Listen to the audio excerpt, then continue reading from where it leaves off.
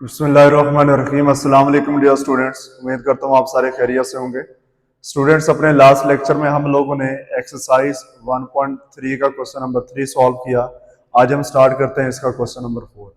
ये जो question number 4 आपके पास है, ये है जी इसका पार्ट 1 हमने लिखा है limit n goes to positive infinity 1 + 1/n whole raise to power 2n।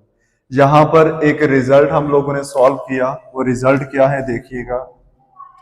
Result है limit n goes to positive infinity 1 + 1/n whole की पावर n। ये रिजल्ट इक्वल होता है e के।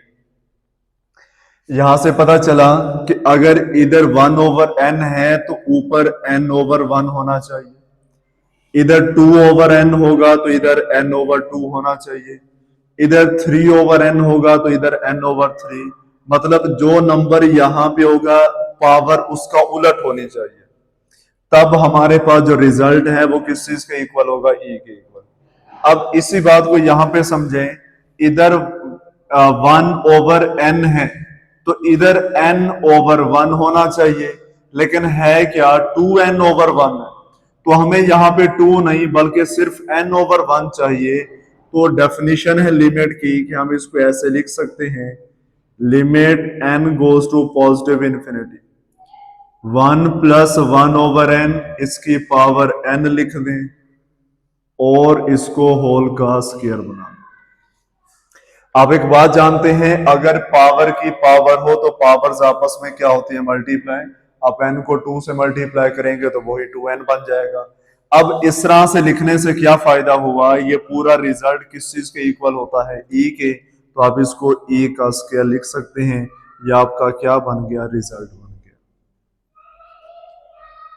ये जितने भी सवाल हैं, छोटे छोटे सवाल हैं, शॉर्ट क्वेश्चन में पूछे जाते हैं या ये ज्यादातर ऑब्जेक्टिव में पूछे जा सकते हैं। नेक्स्ट देखें जी, इसका पार्ट नंबर 4 आपके पास है limit n goes to positive infinity limit n goes to positive infinity 1 + 1/3n 1 + 1/3n और होल की पावर क्या है बेटा, n। अब इस बात को समझे। मैंने आपको बताया कि अगर इधर 1/n है तो इधर n/1, अगर इधर 1/3n होगा तो ऊपर क्या होना चाहिए, 3n/1। लेकिन हमारे पास तो n/1 है, हम क्या करते हैं, इसको 3n/1 बनाते हैं। तो बेटे इसको 3n/1 बनाने के लिए आपने करना क्या है, इधर आप लिखें limit n goes to positive infinity 1 + 1/3n। ये जो n है हम इसको 3 से मल्टीप्लाई भी कर देते हैं, 3 से डिवाइड भी कर देते हैं। तो आप गौर करें, n के साथ 3, हमें क्या चाहिए था, 3n चाहिए था, ये 3n बन गया। लेकिन ये 1/3n है तो ये 3n/1 होना चाहिए, लेकिन क्या लिखा हुआ है, 3n/3। अब हमें यहां नीचे से 3 खत्म करना है। अब ये नीचे से 3 कैसे खत्म होगा, इसको देखें। अब इसको ऐसे भी तो लिख सकते हैं कि limit n goes to positive infinity, और ये है 1 + 1/3n। इसको आप लिख लें 3n/1 और होल की पावर बना दें 1/3। अगेन पावर की पावर और पावर्स मल्टीप्लाई। आप 3n को 1/3 से मल्टीप्लाई करेंगे तो रिजल्ट क्या बनेगा, वही 3n/3। अब इस तरह से ये पूरा रिजल्ट किस चीज के इक्वल होता है, e के इक्वल होता है। तो आप इसको लिख सकते हैं e की पावर 1/3। या आपके पास इसका क्या बन गया, सोल्यूशन बन गया। बहुत आसान और छोटे छोटे सवाल हैं। इसी का दूसरा रिजल्ट देखें, ये पार्ट नंबर आपके पास 7 है। क्या है जी ये सवाल आपके पास कि लिमिट x अप्रोचेस टू 0, ये है 1 + 2x² और होल की पावर क्या है 1/x²। इंपॉर्टेंट शॉर्ट क्वेश्चन है ये।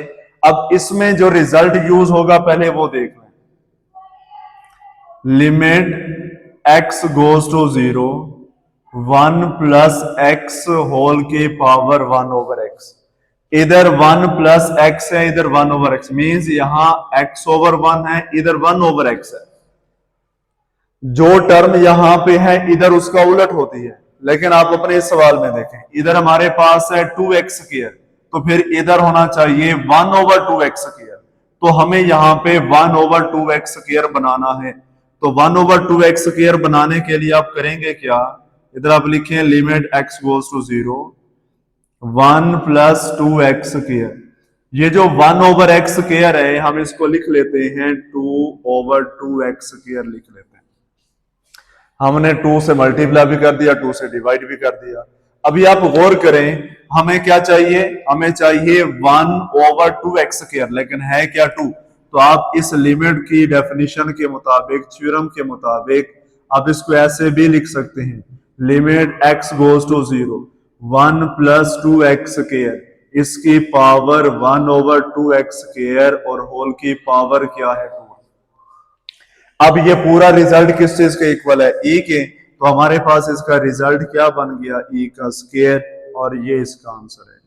ठीक है, वो सिंपल से क्वेश्चन है। नेक्स्ट पार्ट देखें, इसका पार्ट नंबर 9 हम सॉल्व करते हैं।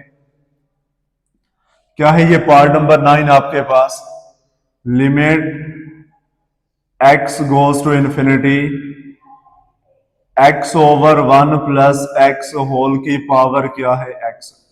अब हमने इसको सॉल्व करना है इस पहली स्टेटमेंट के मुताबिक। आप इस पे जरा गौर करें, हमें रिजल्ट चाहिए 1 + 1/n।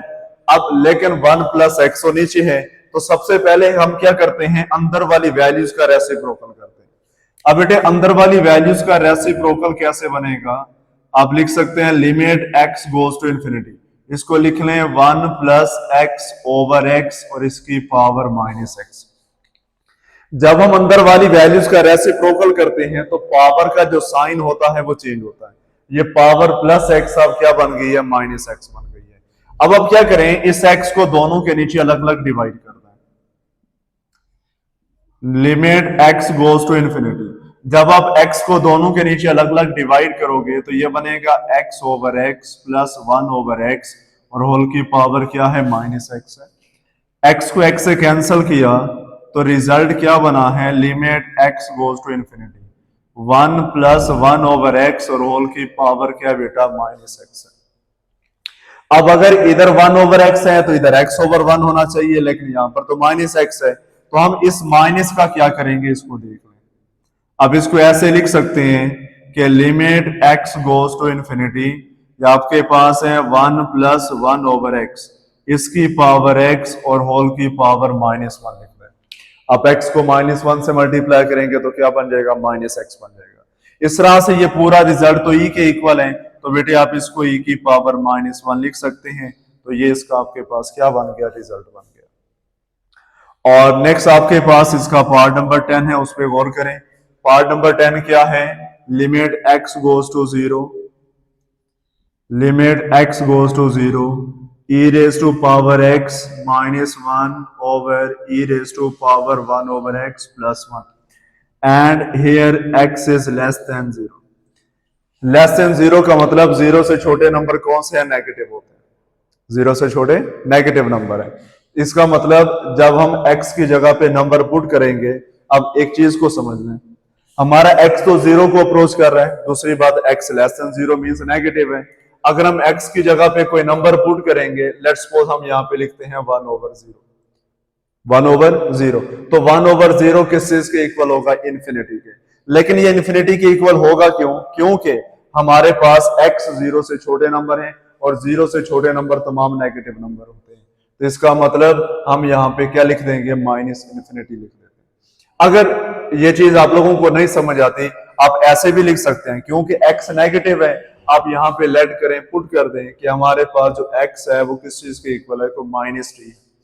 t कोई भी नंबर हो सकता है, तो आप यहाँ पे इसको लिख लें कि limit t approaches to 0 a की पावर -1/t -1 ओवर क्या है, a की पावर -1/t + 1। ये हमारे पास रिजल्ट बन गया। जाहिर है अगर x की जगह पे t पुट करेंगे तो यहां भी t आ जाएगा। तो t किसको अप्रोच कर रहा है, 0 को, और e की पावर क्या है 1/-t और इधर भी 1/-t। अब जब आप इस टी को अप्रोच पुट करेंगे तो ये रिजल्ट बनेगा e की power minus infinity minus one over भी क्या बनेगा e की power minus infinity plus one. ये नेगेटिव इन्फिनिटी क्यों आया? क्योंकि ये नंबर नेगेटिव है और रिजल्ट हमारा किस साइड पे अप्रोच करेगा? नेगेटिव इन्फिनिटी की तरफ। अब ऊपर e की पावर नेगेटिव इन्फिनिटी है, अगर हम इसको डिनोमिनेटर में लेके जाएंगे तो e की पावर क्या बनेगा? Infinity minus one.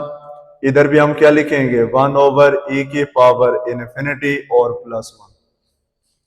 अब आप जानते हैं e की पावर इन्फिनिटी डेफिनेटली वो तो इन्फिनिटी के इक्वल होगा, तो हम इसको यहां पे लिख लेते हैं one over infinity minus one over क्या है? One over infinity plus one. अब एक बात आप जानते हैं कि जैसे हमारे पास वन ओवर जीरो इन्फिनिटी के इक्वल होता है, इसी तरह वन ओवर इन्फिनिटी किस चीज के इक्वल होता है? तो जरा देखें, one over infinity, infinity basically कैसे बनता है? वन ओवर जीरो से। जीरो को ऊपर वाले वन से मल्टीप्लाई किया तो क्या बना? Zero over one. मतलब ये रिजल्ट किस चीज के इक्वल आ गया? जीरो। इसका मतलब जो वन ओवर इन्फिनिटी है वो किस चीज के इक्वल होता है? जीरो के इक्वल। तो यानी आप इसको लिख सकते हैं zero minus one over zero plus one. तो बेटे इसको ऐसे भी लिखा जा सकता है minus one over one, divide किया तो क्या रिजल्ट आ गया? माइनस वन, और ये आपके पास इसका क्या बन गया? रिजल्ट बन गया। ठीक है जी, तो इस तरह से हमारा जो क्वेश्चन नंबर 4 है वो क्या हो गया? कंप्लीट। और हमारी जो एक्सरसाइज 1.3 है वो भी क्या हो गई है?